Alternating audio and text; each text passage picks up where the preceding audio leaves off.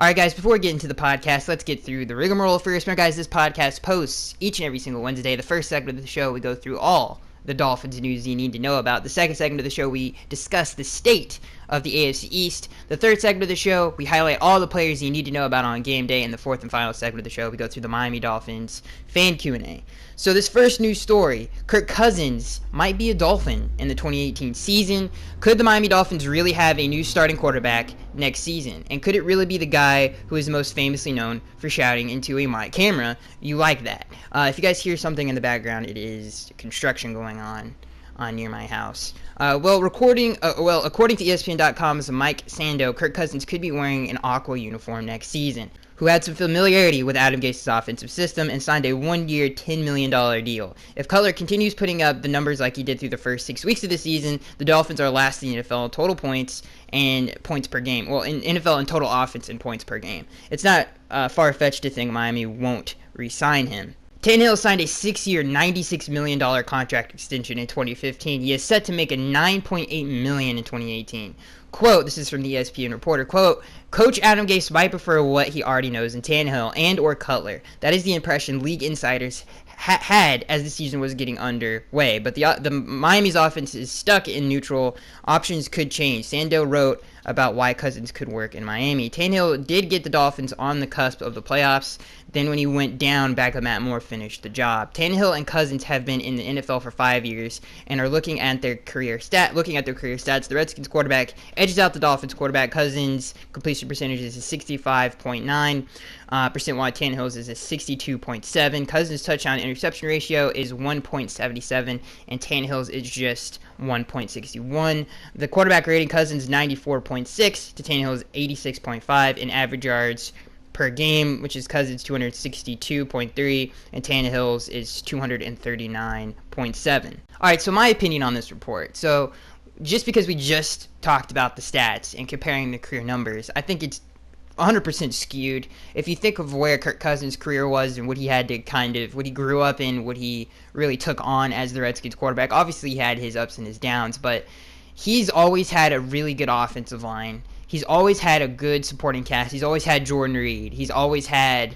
Deshaun Jackson and Pierre Garçon to be his receivers and be his weapons on the outside. He's always had talent around him, and he's always had a stability in terms of a coach. When we talk about Jay Gruden, who really molded Andy Dalton's career into what it was and really helped him, then went on to the Redskins and really helped out Kirk Cousins. So I think their careers are just totally different. You have to look at what the circumstances, what they're working with. And again, when you look at what Tannehill had growing up as a Dolphin, you look at it like his first year in the league, he had his best two receivers were Devon Best and Brian Hartline. Who would you rather have? Deshaun Jackson, who's probably going to be a Hall of Famer, and Pierre Garçon, which you can make a case that has had a Hall of Fame career as well, as long as he's been in the league. So it's totally different. I think if Kirk Cousins came down here, obviously we have a really, really good offense. When you talk about Jay, obviously a tremendous head coach, and Adam Gase, we have a good culture here. It's different now than it was before, but I think you can't look at those career numbers. Obviously, Tannehill has played longer than Kirk. Kirk was a backup for most of his career. And so those are kind of skewed a little bit. I think those two are very close in terms of when you watch him play, especially last year. Obviously, the biggest thing about Kirk is he really hasn't been able, he doesn't have a lot of game-winning drives, he doesn't have a lot of fourth-quarter comebacks. That's been the biggest gripe against Kirk is he turns the ball over in crunch time. He did that a lot in 2016, 2016. In 2017, he actually, he's gotten better at that against the Rams, obviously. He led his team on a game-winning drive there. But I think they're very similar when you talk about how, I think Tannehill, if I had to choose the two, and it's not because I'm, it's my opinion. I don't care what anybody else thinks, but I would pick Tannehill. And the reason I would pick Tannehill is I think he's carried a franchise for a very long time. I think he's done very good with the circumstances he's around. You talk about the culture. You talk about, he's underrated in a lot of aspects of his career. I would still stick with Tannehill. I think Tannehill is going to have a tremendous season with this offense and whatnot. I would rather go to the draft than go to Kirk Cousins. So that's my opinion on it. I would rather go get a younger dude, because obviously there's a lot of really promising quarterbacks in this upcoming draft. You don't have to pay Kirk Cousins a multi-million-dollar blockbuster deal. Obviously, if that did happen, Matt Moore is out the door, and then Tannehill obviously would be out the door. So I think that would be the better move for as a franchise in general, because I think Tannehill, you could argue that Kirk is better. You could argue Tannehill is better. But I think most people, when you look at their careers, they're either the same or one's just a little bit better. You know what I'm saying? So it's not like this is like Aaron Rodgers coming through here. It's not the same. So I think my opinion is on that is just I think we should stick to the draft. Because again, we're gonna have to get a quarterback behind Tannehill either way. Matt Moore did not have a good offseason. He didn't look good in preseason. He didn't look good in training camp. I think we need a new quarterback, and obviously saves us money. So I think drafting one is the best alternative. But again, very interesting stuff when you talk about that report. You know, what I minded happening. No, I'm a huge fan of Kirk Cousins. I think he's a franchise QB. I think I think the same thing of Tannehill, though. I still think Tannehill is a franchise quarterback. What he was able to do in the 2016 season, not many NFL quarterbacks could do. What do you think? What do you think about what he looked like before he got his knee hurt? Against the Cardinals, which at the time had the number 2 defense in the NFL. Go back and look at the rankings. They had the second-ranked defense. This was before they got rid of Tony Jefferson and Calais Campbell. That was the second-best defense in the NFL. And the man threw for 3 touchdowns before he got his knee crap and decapitated by Calais Campbell. Okay, Tannehill was on a tear. He was on a tear. I think the game before that, was the 49ers game? Maybe it was the...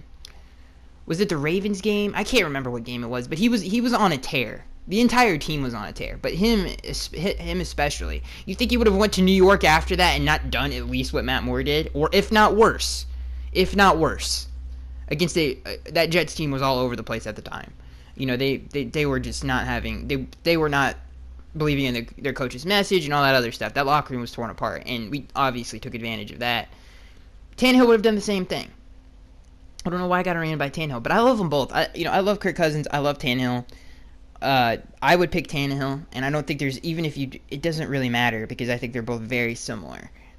So I think both can be franchise quarterbacks, and both could be Super Bowl champions in their own respective right.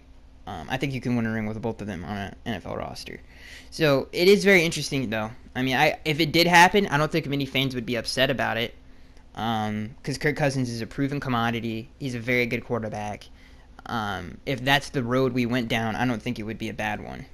But I would rather see us stick with Tannehill and draft somebody in the 2017 draft. That's just my opinion on it. Love to hear your guys' opinion on it. It's very interesting. And I know a lot of Dolphins fans would love to see Kirk Cousins in a Fins uniform. All right, this next news story, the Dolphins got some good news this week. This report comes from Armando Salguero of the Miami Herald. The good news first, I'm told the Miami Dolphins offense that seemed to hate itself through the first 4 games of the season because players constantly made mental mistakes with offensive linemen blocking the wrong guys or receivers running the wrong routes or Jay Cutler throwing to the wrong place. Made fewer such mistakes last Sunday against Atlanta. That's important. That's good news because everything I just outlined in the first paragraph of this post that was going wrong basically doomed plays before they could be completed, and the frustrating thing about the constant busting of assignments was it was different guys on different plays, and it was plays that the team have been practicing since spring of 2016. Those many mental mistakes were not happening in practice, so it was impossible to correct them before they happened. Anyway, the number of mental busts went down last week. I cannot tell you exactly how many fewer mental mistakes the Dolphins made. I'm good, but not that good. But I'm told it was fewer.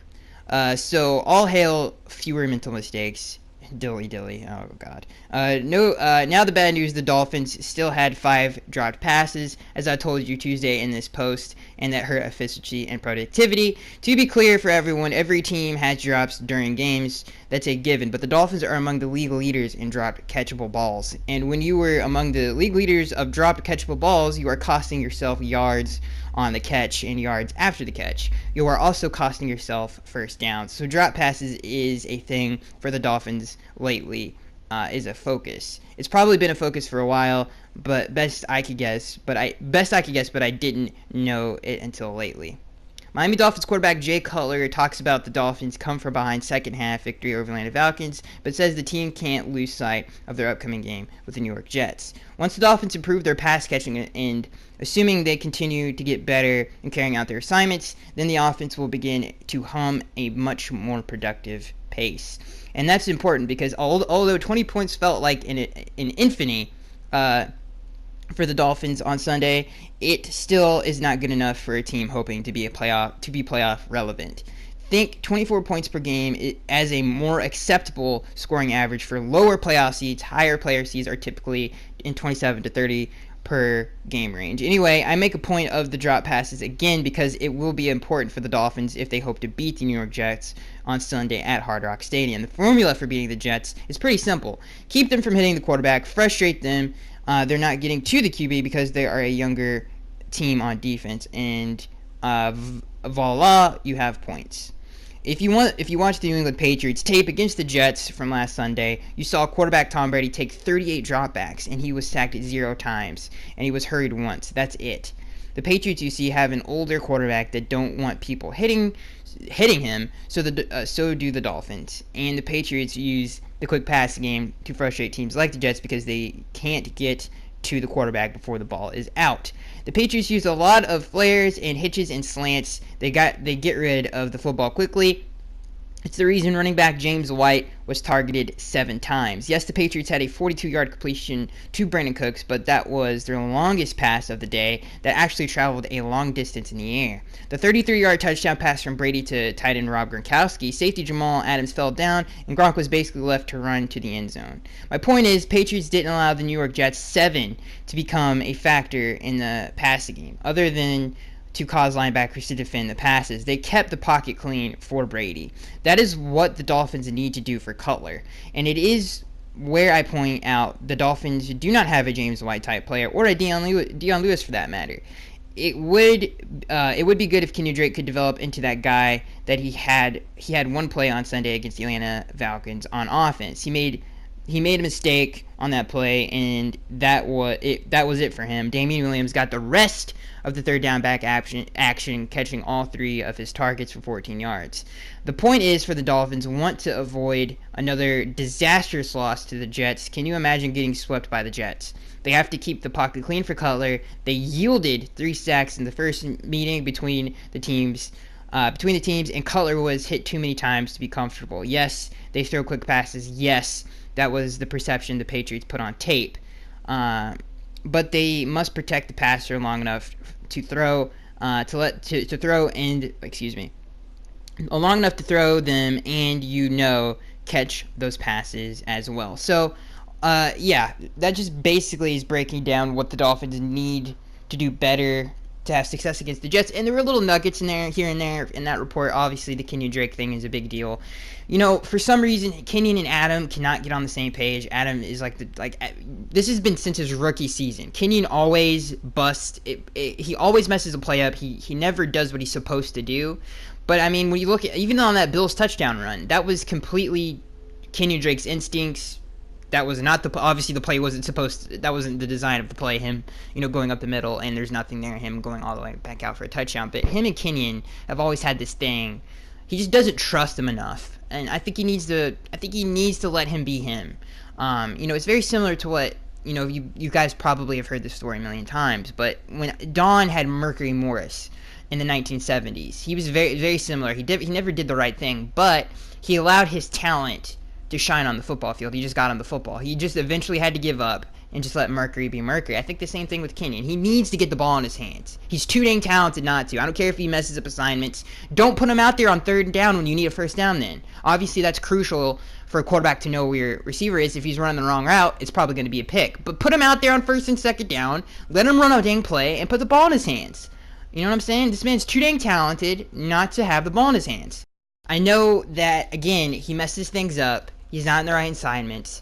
But again, there are downs where you don't have to, you can mess up and still, pop a big play. He's capable of that. If you don't have to put him out there on crucial downs where you need a first down. Do you know how many people forget the flashes that this man showed in his first season. Do you guys remember the New England game when we didn't have Jay Ajayi, or did we have Jay Ajayi? I can't remember that game. But Kenyon got a lot of carries in that game, probably the most of his career, and he had a fantastic game against New England, obviously scoring a touchdown. Again, the Buffalo Bills game. I mean, the Jets game. When this man has the ball in his hands, he's electric. You don't have to, again, I don't know why Adam doesn't just give him the ball early on in games. Give him the ball on early downs where you don't need a first down. Obviously, you want to get Jay Ajayi as many carries as you possibly can. Put them both in the backfield at the same time. Use Kenyon Drake. Why is he on this team? Anyway, the man is super talented. It just frustrates me because he is so talented. And I want to see more of him on the field. Same thing goes for Jakeem Grant. He had a tremendous preseason. He almost came down to that. He almost came down with that ball in the Titans game, which I wouldn't expect him to catch anyway. It's not like, that was a very tough catch between two people. And at his size, that's a very hard ask for any receiver. But again, it just frustrates me to see those guys not being utilized in their second season because, Kenyon showed a ton of promise his rookie year, made a lot of great plays. Jakeem had a really good preseason, and I thought he really improved in his game. Because you look at Jakeem Grant year one and what he looked like in that preseason. He didn't look like he was dropping balls. He couldn't field a punt. Couldn't field anything. He was just dropping catches as a receiver. Obviously we were trying to play him in the slot. At the slot position, it wasn't working. We moved him to the outside this year, and he looked amazing in preseason, obviously dominating the last few games that he played in. And again, you look at how the Chiefs are playing with D'Anthony Thomas. You look at how the Chiefs use Tyreek Hill. You look at how the Eagles use Nelson Aguilar. You look at how the Panthers use Russell Shepard and Curtis Samuel. Those guys are so similar to Jakeem Grant. It just boggles my mind that we don't get the ball in his hands in open space. If he makes one guy miss, it's at least going to be a 20-yard gain. If he makes anybody miss, really, he could take it all the way to the end zone. That's how fast and talented. Got great open field vision, great run after the catch ability, and he's a great outside receiver. And he's a great deep threat, especially against. We know what we're going to get in the Jets against Todd Bowles. We're going to get a lot of stacked boxes. Anyway, not to rant about this any longer. The good news is Ted Larson is coming back. I don't know why that wasn't in that report. I thought the only reason I read that is because of Ted Larson. Anyway, Ted Larson is eligible to come back, obviously off the bicep injury this week. So he could play against the Jets. I think he can play against the Jets. Anyway, he could come back. He could practice. I wouldn't expect, even if he did come back, I wouldn't expect him to play. But obviously that's a boost to the O-line if he can come back. So that's great news for us as an offense. That definitely elevates the talent level. And another thing, I don't have an update on Mike Pouncey, but I'm pretty sure he's not going to play. Another good thing that we could do is, if Ted Larson comes, I'm sure that Mike probably would play center, knowing Adam Gase. But if we did want to, we could put Brindell at center because he played very well at center. We could put Pouncey at guard, because he was remember he was a Pro Bowl guard at one point in his career, and then put Ted Larson at guard. That could be a very, very, very, very good lineup that would probably eliminate Jermon Bushrod. So I don't know how that would go down. But anyway, I think that would be a cool lineup to try at least. I think it would be a good lineup, very successful one. All right, so let's move on. Again, it frustrates me. Because I think it frustrates us all. I don't know how you guys feel about the personnel, but I definitely want to see more Jakeem. I want to see more Kenyon. I want to see more of these guys on the field at all times. Good thing is we're getting DP back, so that's good news. But if we don't move on, we're not going to get to the fan Q&A, and we're not going to be able to answer questions. So let's move on to the state of the AFC East. And as you all know, it's still pretty close. The Bills had their bye week last week. So they didn't play, but the Jets lost to the Patriots. That moves the Patriots to 4-2, if I'm not mistaken. Or are they 5-2? I can't. Hang on a second. Oh man, are they 4-2 or 5-2? I think they're 4-2. That would make sense because So I'm gonna say 4-2. So everybody's still pretty close. We're 3-2 right now, so I think we're a game behind the Patriots. I could be wrong. They could be 5-2, but if my memory is terrible. If memory serves right, and if I'm right about this, they're 4-2. So everybody's still pretty close. That means we're a game behind the Patriots. I think the Patriots, do they have their bye? They do not have. Oh yeah, they play the Falcons this week. So the division is really close. Obviously, we have a big divisional game coming up, the Jets and we're going to talk about that later in the video. So that's a big deal. You look at what the Bills have to go through. The Bills have to play the Bucks in their game coming up, and obviously the Patriots have to play the Falcons. So we have a good opportunity here to really solidify our spot in the AFC East. If we win this week, obviously that hits the Jets, puts the Jets farther down in the division. If the Bills lose and the Patriots lose to the Falcons, we move up. So so we have a great opportunity this week. So the state of the AFC East. I want to talk about the Jets because I think you hear the Jets are tanking. They're whatever. I think there's a lot of reasons why the Jets have been successful this season, and maybe we save this for when we preview the video. We'll mesh both segments in here. We'll mesh them both in. Anyway, the thing that I think the Jets have been successful with, number one, I think the matchups that they've gotten. You talk about their biggest wins of the season against us, and then you talk about the Jaguars. They're a very good run defense, and that's obviously what those teams love to do is run the ball. So that's a good matchup, and so that's something we're going to have to overcome in this game. But I think another big reason for their success is that's a very young football team. And when you talk about Todd Bowles is not a bad head coach. And obviously, if you're a younger team and as opposed to a veteran team, you tend to buy into a coach's message a little bit easier than veteran teams. And that was a big reason why that Jets team struggled last year. They were coming off a 10-6 season. And that roster was basically the same. Obviously, they're dealing with injuries, but that locker room really got ripped apart. And that's why they traded Sheldon. I mean, they suspended Sheldon and Muhammad Wilkerson many times last year. Or they attempted to, and it really didn't work out. But that locker room was torn apart. So the team is younger. They're buying into Todd Bowles' message a little bit easier. Or but they've bought in. And I think that's some of the reasons they're a little bit more successful. I think the receivers are a little bit overlooked. We talk about, Robbie Anderson, who had a good rookie year last year. And you talk about Jeremy Curley, who's always been a very feisty, physical slot receiver, very, very savvy vet type of a receiver.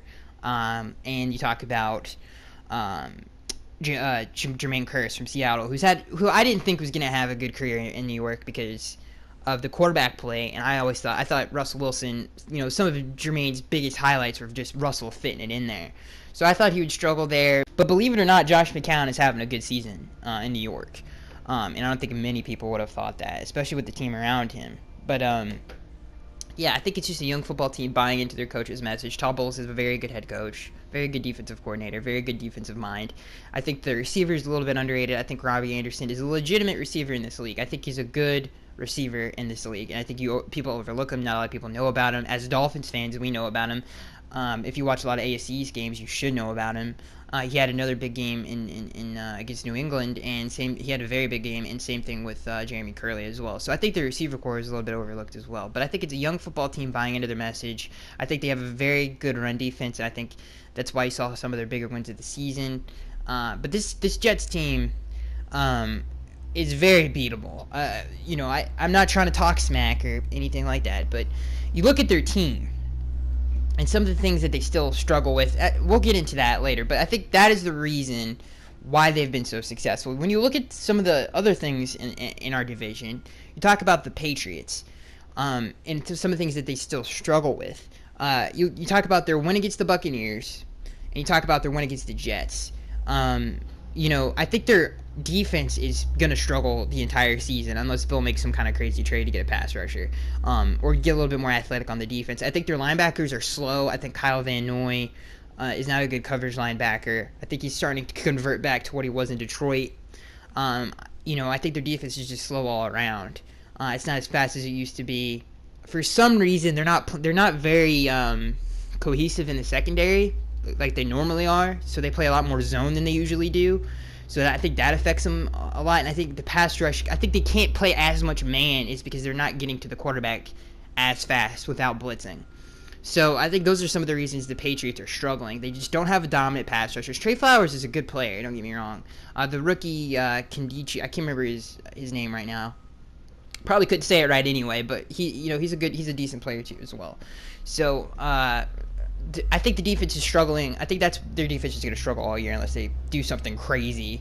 And again, their linebackers have never been the most athletic. Jamie Collins was by far their most athletic linebacker when you think about it, in years past. And Dante Hightower has never been, his calling card has never been athleticism.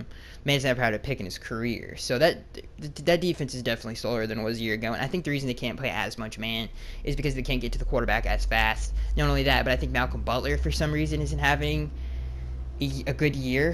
He's had not a very good year as well. So I think some of those things are the reason their defense is struggling. Their offense is still their offense. I think their offense is still productive. Without Julian, it's going to be less productive. But, their offense isn't bad by any stretch of the imagination. I think that's what's going on. And when you look at the Bills, I think I think switching to the 4-3 really helps out their defense. I think Leslie Frazier and what he's done with that defense, I think he's really utilizing what they do best. I mean, you don't really have to send pressure with that defense. They have a good front four to get after your quarterback. You can rush 4 and get after the quarterback. You can rush 3 and still have success getting after the quarterback. So I think that's really helped out their defense. You look at their offense, I really am surprised that this offense is tailoring to Tyrod Taylor as much as it is, because I didn't think it was going to be successful with Tyrod Taylor.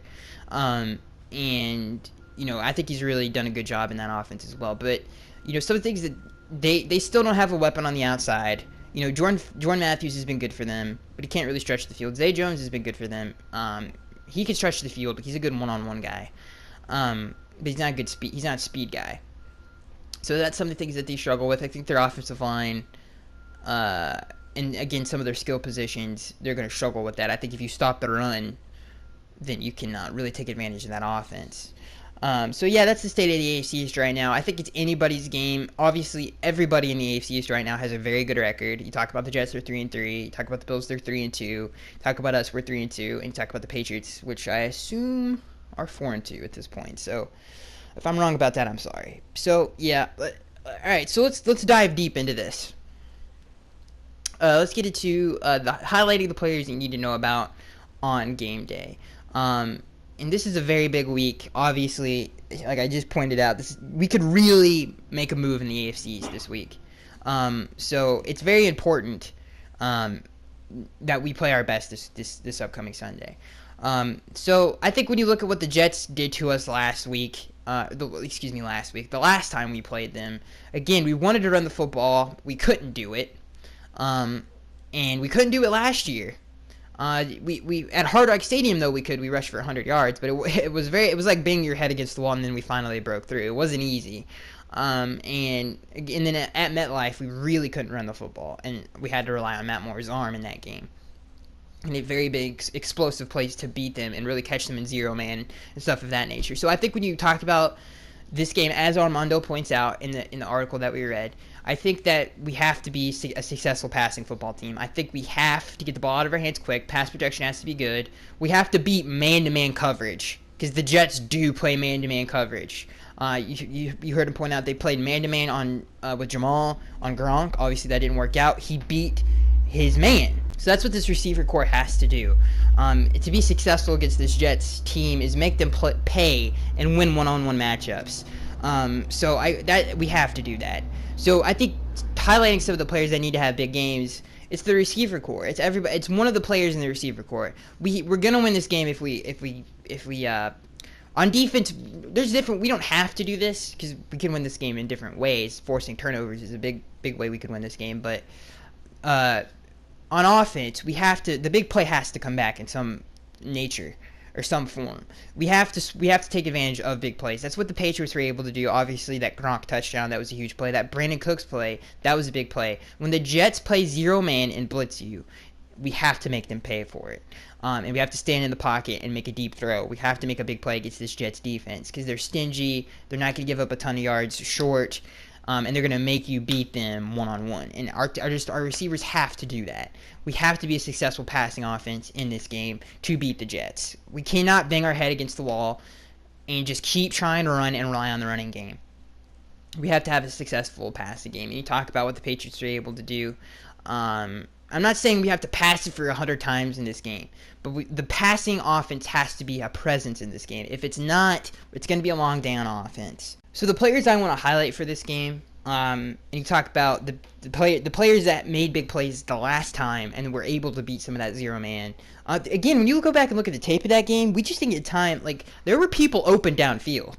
We just really didn't get time to pass the football. So the pass protection has to be better in this game, and we have to hit on our deep shots. Jay Cutler has to hit these, man. It's very important that he does. And I think I think he's definitely found his rhythm in that Falcons game. So hopefully that carries over into the Jets game. But the big play it can't be understated enough. We have to hit on the big plays, and that was a very big part of our offense. And we really made the Jets pay. And same thing with the Patriots. The Patriots made them pay with some of those bigger plays. The one to Brandon Cooks, the one to Gronk. It's very important that we hit on those.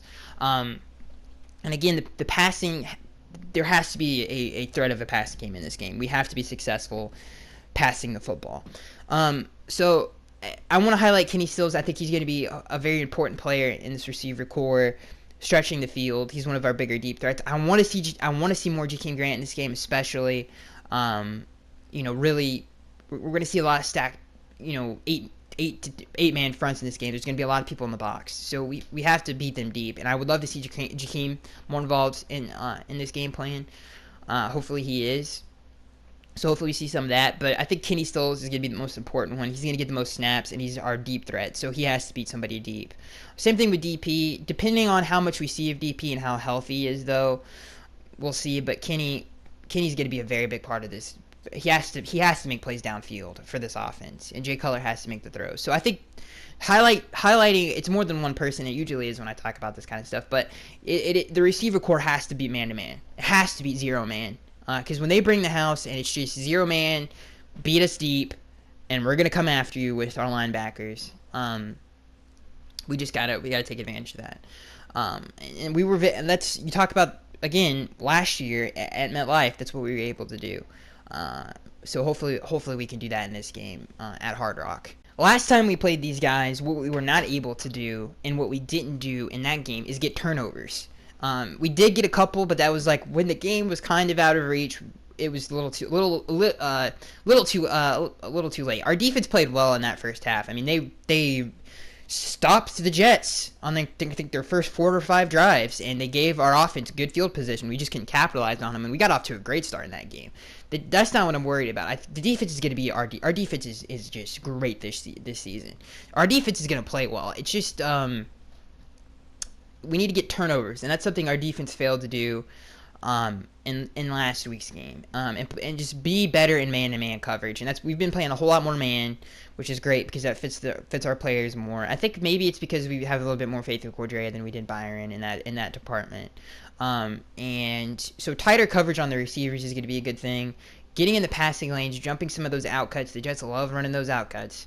And step in front of some of those throws and making some plays on the ball. I think that was the thing missing in the last time we played them at MetLife is we just really didn't get turnovers earlier on in the game. I think we need to get more turnovers in this game to really help out the offense, give them good field position, and really if we get them on their 10 and we can flip field position in this game, that's a big deal. But I think turnovers are huge in this game. I think it's got to be the secondary has to play tight coverage on these receivers, and they're very capable of it. I mean, talk about the receiver core that they just went against, and obviously they let up some big plays in that game, but they let up one real big play. But they need to. I think now that we're playing tighter coverage, we just need to step in front of some of those throws and make a play on the ball, and I think that's what was really missing for the defense in last game. And the secondly is the Jets, I mean, if they think they could take some deep shots, obviously the deep shots that they took was against Alteron Werner. He's out of the lineup. So if they love sitting in that pocket. They're a risky offense. They took some deep shots against New England as well. So we have to do a better job of our safety play has to be better. And most of that was busted coverages on the back end. I think our defense is playing, like Rashad put it after the Atlanta game, they're playing like they're on one heartbeat, one constant string. So I think for the defense, they just have to get more turnovers. And for the offense, just the passing game has to be there. It just has to. It has to. Alrighty then. Let's get into the Miami Dolphins fan Q&A. I cannot wait for this game personally. I was very upset after that Jets game. I think it put a bad taste in all of our mouths, and it definitely put a bad taste in the team's mouth. I mean, you listen to some of those post-game interviews. They were very upset with themselves on the way that they performed on Sunday. So I would look for this team to be very, very to put it this way, they're going to be looking forward to this game. So I can't wait. And obviously, I think what is it? It's only our second home game of the year, so it's gonna be interesting. So let's move on to the Miami Dolphins fan Q&A. I forgot, before we do that, we got to go through rookie rankings. So my rookie rankings right now: Cordrea Tankersley, number 1, still number 1. Charles Harris is number 2. He moved up over Devon, and I think Devon Godchaux and Vincent Taylor are tied for 3 for me at this point. So those are my top guys. All right, so let's get into the fan Q&A. This question comes from This is Patrick. He says, "What do you think about Kiko Alonso picking up Sanu?" Obviously, that was Tyler Gabriel. It wasn't Sanu. One of the smartest plays I've ever seen a football player make. Obviously, if he drives him into the ground right there, that's a 15-yard penalty. So it was funny at the time. It was just a funny play. Obviously, him carrying him for that many yards. I think it was just a funny play. It made me laugh. It made me laugh really, really hard. And again, it was just a really, really smart play. Let's see here. This question comes from Gamerific. He says, Cordrea is a GOAT in my book. That pick was all him. If he didn't strip the ball, it would have been picked. Congratulations, Cordrea. You're absolutely right, Gamerific. Cordrea made a great play on the ball. That was a great throw by Matt Ryan. I mean, that was a tremendous throw. And you think about what that throw was. That was 100% the Falcons watching tape on our defense. We've struggled with tight ends deep down the middle of the football field. So what do they do when they get into close to the red zone and close to the end zone? They take a deep shot down the middle of the field to a tight end. And it was tight coverage. I mean, what recognition by our secondary to understand what they're trying to do. Cordrea punches it, hit him right in his chest. I mean, it was in his arms, and Cordrea punched it out. Rashad with the wherewithal to come in and clean it up. It was just a great play by the Rook. Trap God Simpson, stupid Flanders says, would you prefer Cutler or would you prefer to Cutler a chance or more? Okay, so would I prefer Cutler more? I prefer Jay Cutler, in my opinion. I know a lot of people are out there, big Matt Moore fans. I did not think Matt Moore had a great offseason. He didn't have a good preseason. He didn't have a good training camp. So I think that I prefer Jay Cutler. Antoine Jackson said, should Jake Brendel start at guard? I thought he played great. He was a little better than Pouncey to me. I would move Mike. If we had to, man, I'd put Mike at guard because Mike would be the best guard on the team. I don't think it would be close. And I think Mike is still a Pro Bowler, and I would put Jake Brendel at center. I think that just makes the offense flying a little bit better. Hulk62 says, what do you think of Kiko's new hair? I think it's pretty cool. I liked his hair. I don't know. I don't know what you want me to say about his hair, okay? I don't know what you want me to say, Hulk Smash. Oscar says, when should we expect to see Stephon Anthony contribute? When should we expect Stephon Anthony to contribute? Probably not this game against the Jets. I think we're very happy. I mean, we do rotate the linebacker, so I really probably not this game. Probably sooner rather than later. I would say I couldn't really give you a game because obviously our linebacker's playing really, really, really good football right now, and he really doesn't know the playbook. You talk about the people that are in front of him with Ray and Lawrence, and they're all pretty well versed in this playbook already, especially Ray. So I wouldn't say anytime soon, really, Oscar. That question came from Oscar Nunez. This next question comes from Brandon. He says, do you finally see the difference in Maxwell being benched? Young guys have a check to play for as opposed to someone who Byron is afraid to tackle, allows anything 7 yards and under, and on last minute drives he was a target. I don't think it had anything to do with the paycheck or anything like that, but Byron was definitely struggling. I think he's been a very good sport in that locker room in terms of getting benched well and really teaching Cordrea the ways. Just really taking him under his wing and being a nice veteran example for him. And not many players do that. So I think Byron gets big ups for that. But yeah, I think Cordrea has stepped in and performed very well at a very high level. Let's see here. This question comes from Brandon. He says, I like what JHI is doing, but do you think Kenyon and Damian are being preserved because they have no bye week, or is it just situational? I think it's a trust thing with Kenyon. I don't think Adam trusts Kenyon to do the right thing on any given play. Damian, I think is situational. So that's what I think of that. DMAC 121151 says, do you think Julius Thomas would have a bigger impact in games to come after playing good against the Falcons? Yeah, I think, I've said this many times, but once we get down in that red zone, that's where he's going to be the biggest threat. And I think you've seen him make some plays the last few weeks. Against the Titans, he made a huge play. Against the Falcons, he made a couple big plays there. He's getting more involved in the offense. So I would look for him to make more plays down the stretch. Brandon says for good, and again, he's not the greatest blocker in the world, but when it comes to obvious passing situations, he's very valuable, and in the red zone as well. Brandon says, and I know some people don't like him, but I think Julius is, I think he's starting to get on the right track here, especially in the passing game. And we never really wanted him to be a great blocker anyway. Brandon, I think down the stretch, DMAC, I think we're going to see a little bit more Julius here. Brandon says, for God's sakes, can Jay Cutler fix his footwork? Not in that game. I mean, he was backpedaling a lot because of the pressure that he was receiving.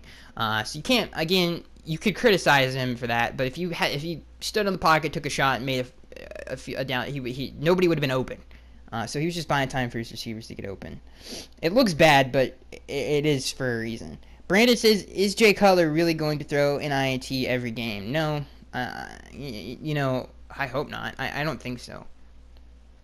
He's been good about, earlier in the year, he was pretty good about taking care of the ball. It was just like later in games, like I said, that's when you really see Jay Cutler turn the ball over, is late in games, when the game is out of reach. That's where you see a lot of his turnovers. But he takes care of the ball, especially in his older age, and under Adam Gase, he's always really taking care of the ball. Brandon says, should we try to get Navarro? Well, Navarro's a Raider now. Brandon says, Rashad Jones flying around in our defense is really great, and I don't think we should have gotten him anyway.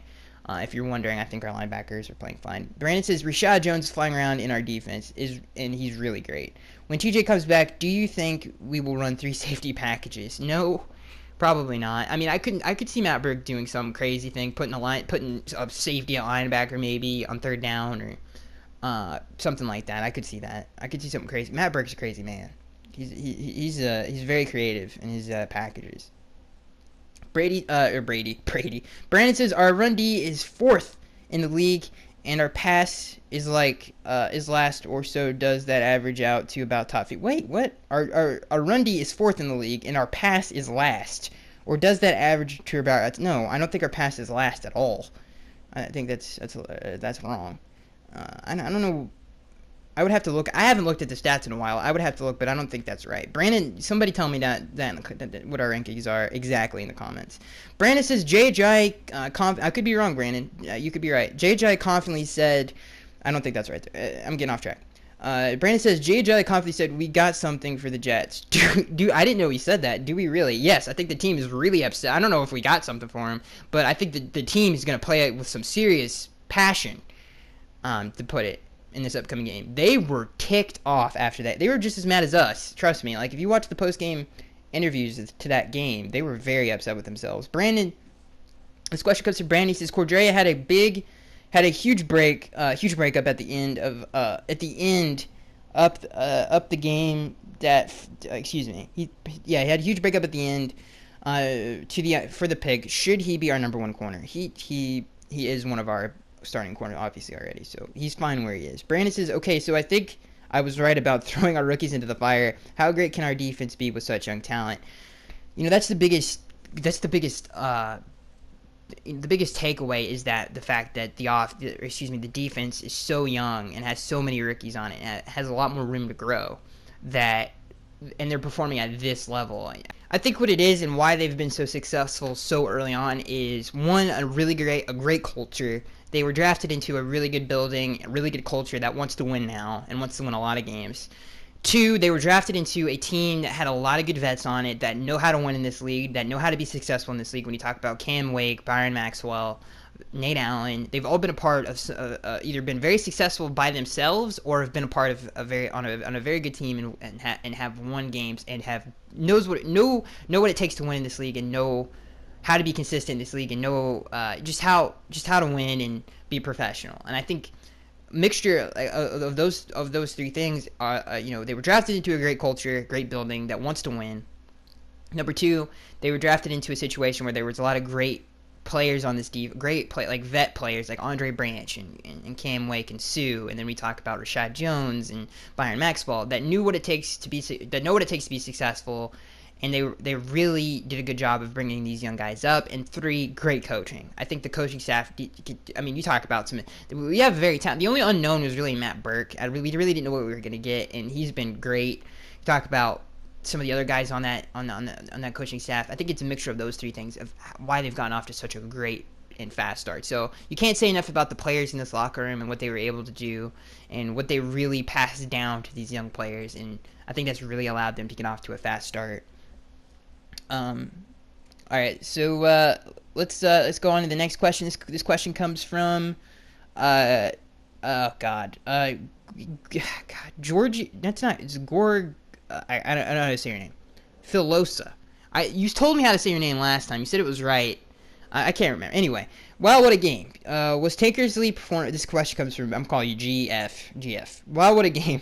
Was Tankersley's performance enough to solidify his position over Maxwell? For the reminder, was Tankersley? Yeah, I think before he already did that. I think at the New Orleans game.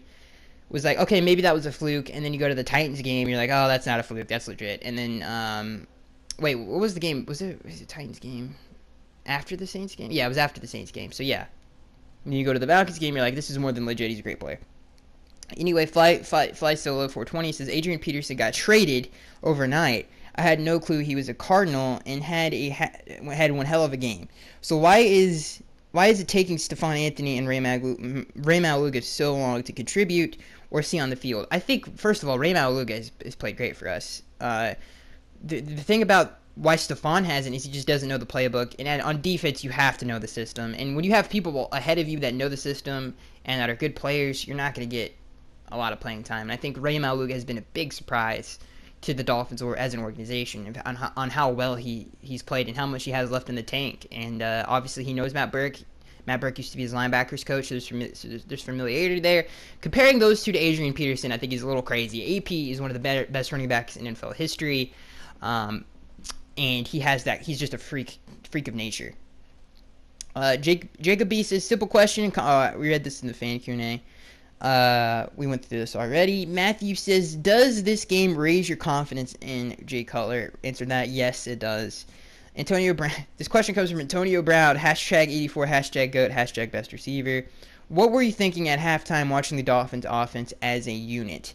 I was thinking we just couldn't finish drives. I was very upset after that interception, obviously, because that was at least a field goal.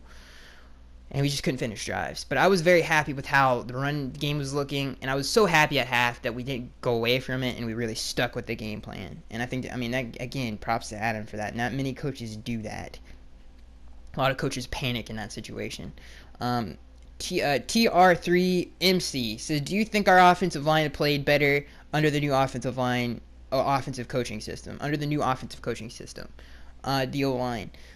Yeah, they actually installed a new scheme. Maybe that had something to do with it. I think maybe you can only speculate. I don't know how dedicated Chris was to the team before. Obviously, he got caught snorting the coke. But I think we got a really good coach, a very underrated coach. He's had a great resume, and I think the new scheme he installed obviously worked. The Gamer 12345 said, would you want Jarvis to have some rushes and throw some passes like what he did in 15? Rushing, yes. We saw some of that in Atlanta. Passing, no. I think we've done that so many times with Jarvis. I don't think it's worked. It worked one time against the Bills. It was a pass to Tannehill. I think that was the only other time it worked. I would rather see some more rushing from Juice for sure. And just anytime you get him the ball, good things will happen. Evans. This question comes from Evans. He says, I still think Cutler is a liability despite his good average second half. He had plenty of turnovers that were negated due to penalties. Do we still need Matt Moore? You bring up a great point. People forget that Deion Jones, first of all, that was a sick interception. That was just a great play by their defense. That was less on Jay Cutler. I mean, that was a sick pick, but it was obviously taken back because of a penalty. Do you know how many times? Listen, we can't. You would talk about penalties and how they've hurt our team in the past. I'm not going to sit here and cry over spilled milk. You know what I'm saying? That is what it is. The last thing I'm going to do is sit over here and be like, oh, that's penalties are penalties. You got penalized, you got penalized. Do we still need Matt Moore? No. I don't think so. Cutler, I mean, I know a lot of Dolphins fans hate Jay Cutler. I think it's going to take him having a 4-touchdown game for people to get back up on him. Colin Klein says, do you think Atlanta's respect for Cutler led to this victory? Typically, teams stack an 8 or 9-man front and play one-on-one with our receivers. Do you think this will alter the Jets' game plan to play more zone and stack the boxes less? If so, do you think this will lead to J.J. to get going and lead to an eventual dub? You make a great point. That's what the Jets love to do. They love to 8-9, play man-to-man, blitz everybody basically, just let their corners be on an island, and make you beat them. That's what we're gonna have to do. That's exactly what we're gonna have to do as an offense, and hopefully we see some of that this upcoming game. But if they do play more zone and the box is a little bit softer, yeah, J.J. is going to have a great game. Let's see here. Napkins Nuts says, on a scale of 1 to 10, how well do you think Miami played, and who really showed up today? He's talking about the Falcons game. They played as good as you could have possibly played in that second half, in my opinion, especially against a football team like that. And who really showed up today? The defense, just as a unit, they played their hearts out. Ronald says, what needs to happen for this offense to score in the first quarter? I think just consistency in the passing game. I think better productivity in the passing game as well. Courtney Oliver says, I think Matt Moore will bring some sizzle to this offense. I've heard that many times. Excuse me, I hit the mic there. Not to bag on Matt Moore. I'm not the biggest. I love Matt Moore. I think he did a tremendous job for us last season. But guys, first of all, Matt Moore is not an athletic quarterback. Okay, and some of the pass protection that we got in that Falcons game, I couldn't see Matt Moore buying time in that game at all. I couldn't see some of the things that Jay Cutler did. I'm not the big. Listen, I like Jay Cutler more than Matt Moore. It's an opinion thing. It's subjective. You can think what you want. I don't care. My opinion is I don't like. It's not that I don't like him. I just think Jay Cutler is better. Do you guys remember? First of all, his Bills game was not that great. And he threw for 2 touchdowns in that game against the Bills, but he made a lot of dumb mistakes. He was staring people down. And J.J., that's the reason we won that game. And then you go to the next game against the Patriots. That was a terrible game. And then you go against the Steelers. That was the sole reason why we got beat as bad as we did. Would we have won without all those turnovers? Who knows? Would it have been a closer game? Yeah. It would have been a way closer game. B. Dennis says, Rashad Jones is playing like the best safety in the league in the last 2 weeks. Where do you rank him? I answered this. In my opinion, he's the best strong in the league. B. Dennis says, what are your thoughts on the Dolphins D stepping up huge in the second half? I mean, it's so fun to watch as a fan, and just all around, it's just so fun to watch. Keelan, we have one of the best teams. We have one of the best defenses in the NFL. And I think if our offense gets going, we have by far one of the best teams in the league. Anderson says, do you think Jordan Phillips is starting to get it? He was very disruptive today. Yeah, I think the whole rotation system is very Carolina Panthers-esque in terms of what they do down there in Carolina. They love to rotate their D tackles. They have a ton of defensive tackles on their roster. It keeps those guys fresh, keeps those guys active. I think same thing with Jordan Phillips. I think it helps his motor, helps to keep him fresh, and we get the best Jordan Phillips every time he's on the field, and I think that's really helped him. Ricky Ricardo says, you can't help but compare this game to last year last year's week? Yes, we answered this to the fan Q&A. It's very similar to week 6. I think this is makes you feel good as a football team. You can really ride this wave of momentum for the rest of the year. So this next question comes from, let's see here. So next question goes from Ethan. He says, what were your key factors that got the Dolphins to win in this game? I'm pretty sure everyone expected it to be a blowout the way the Dolphins have looked thus far. First of all, the running game was a big part of the reason we won. It seemed, like I said, this offense, this pass game really fed off the running game, and that's what was really getting the passing game going. And then you talk about with the defensive performance, obviously. Those are my two keys to that win. Gamerific says, please read this. I want Arden Key for this year's first round draft. I want him because he was teammates with Devon Gotcha. If we can get him, will we? No, I don't think a defensive lineman is going to be a first-round pick for us. I think we're pretty confident in what the D-line is capable of. I don't think that's the route the Dolphins would go down. No, this is Patrick says, how well did Tankersley do against do against such good receivers? Excuse me. How well did Tankersley do against such good receivers? Tremendous. The Gamer 12345. Talk about the receivers he's played this so far this season. He's played Michael Thomas, who's one of the better receivers in the NFC. He's played not Julio. He didn't really check Julio, Tyler Gabriel, but he's a very good receiver as well. And then you've talked about Eric Decker, who's a pretty decent receiver himself. The Gamer 12345 says, what are your thoughts on if the Dolphins were to draft Josh Allen? The QB. Josh Allen. There are so many great, like, you could go a lot of different ways with that. I don't really like Josh Allen. I think he's had a disappointing season. He had a lot of problems. He's more of a talent guy than he is production. Like, I love. He's got all the physical tools you would want, but can he play football? Is basically the thing that I have with him. And he comes from a small school as well, so there's some things there. But also, Carson Wentz also came from a small school, and you see what he's doing. Estevan says, who deserves the game ball? And also, do you think the O-line played better with Pouncey out? You could definitely make an argument that he did, for sure. Gamerific says, how did Jordan Phillips do? Because he was switching with Devon the God. He was a lot more noticeable. Yeah, I think we've been doing that this entire season. That was the plan going into this year, and it's really worked. The Gamer12345 says, do the Dolphins have enough talent to make a deep playoff run? Yeah, if the offense can get going, we're one of the better teams in the league, in my opinion. If we were forced to draft a QB with a first-round pick next year and every quarterback is available, which one would you take? If every quarterback was available, oh man, probably Sam Darnold. I love Sam. I think he's a very good quarterback. He's a fiery competitor. His release is a little wonky. It reminds me of when Aaron Rodgers was drafted out of Cal. Like it was very similar. But I don't think that's gonna be a problem on the next level. It's a little wonky. He's a gunslinger. He really doesn't take what the defense gives him. He does force the ball down the field sometimes. So I like Sam Darnold a lot. Like I said, he's a fiery competitor. I think he'd be a good leader on the next level. I think he's definitely somebody you can build your franchise around.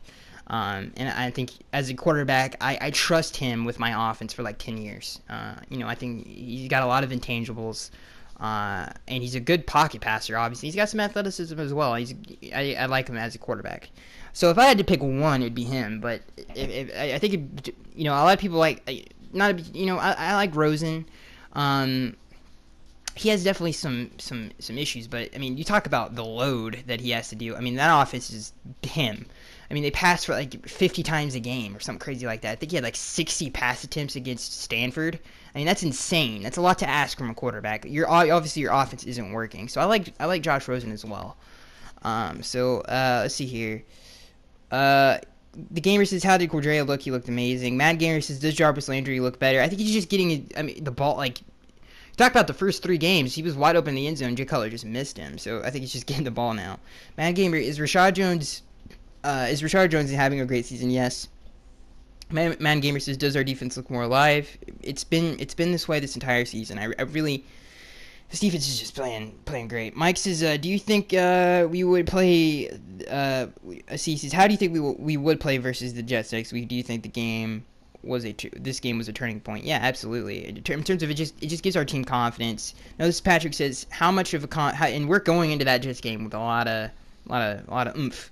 Now this is Patrick says, how much of a confidence boost is this for the defense? Huge. And it was like the defense is playing great all year.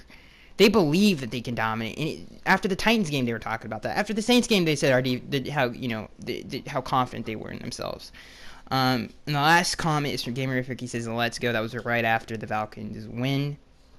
So that has been your podcast for this week. We actually answered every question this week. I think that's the first time. In terms of just literally answering every single question. We answered every single question this week. So I am Skagster83, and I will see you guys in the next one.